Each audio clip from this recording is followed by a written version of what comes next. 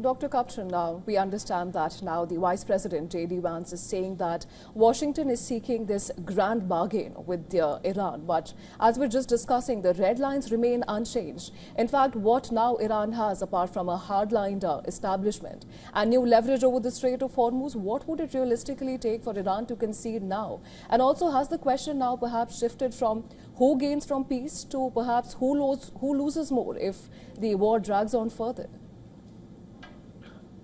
Well, I think that the good news over the last 48 hours is that the U.S. blockade went into effect. There are a few ships, a trickle, passing through the Strait of Hormuz, and there have been no shots fired, right? Nobody has decided that they prefer war. Iran is not trying to mine the strait, and it is not sending missiles. It is not sending speedboats. So Iran is exercising a certain amount of restraint, as is the United States. And I think that creates the space, the breathing room for the negotiations to proceed. In Pakistan, the sides were very, very far apart. What the Iranians were asking for and what the Americans were asking for really didn't overlap. We're now apparently moving in the right direction. I think the United States has said no enrichment for 20 years. The Iranians have said 5 years. Maybe now we're looking for the middle ground. Another key issue, what happens to the 1,000 pounds of highly enriched uranium? The U.S. says it's got to be out of Iran. The Iranians say we're not going to give it up. Right. Let's see where that conversation goes. And then there's the issue of reparations. Iran says we need to be compensated for the damage that you've done. I don't think that's going to happen, but clearly part of the deal would be bringing Iran back into the global economy, bringing down the sanctions, giving Iran the ability to reopen its markets and trade globally.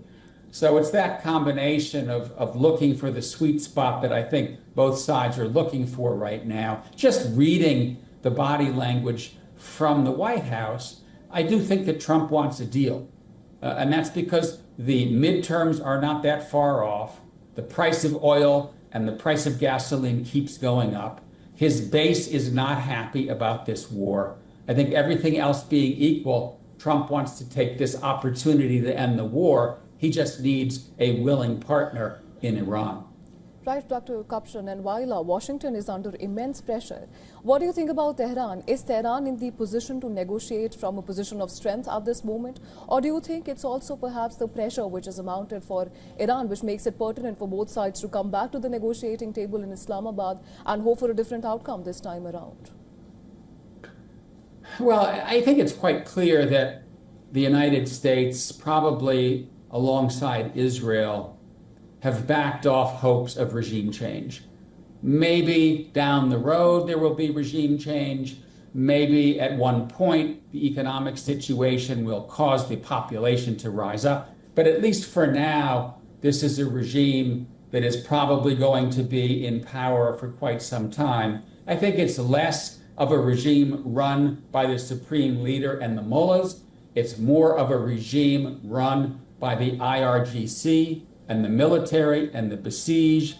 But the bottom line is that this is a government that wants to survive. It's a regime that wants to survive, and it now has a pathway to doing that by making a deal. That's the clear incentive for the Iranian government. Iran has discovered new leverage, and that leverage is it can turn off the flow of oil. It can close the Strait of Hormuz, and that has shocking effects on the global economy. But the United States has found a way to push back, and that is to prevent Iran from selling its own oil and therefore strangling Iran's economy. So right now, I would say both sides have strengths, both sides have weaknesses that may encourage them to try to settle this dispute, this conflict at the negotiating table.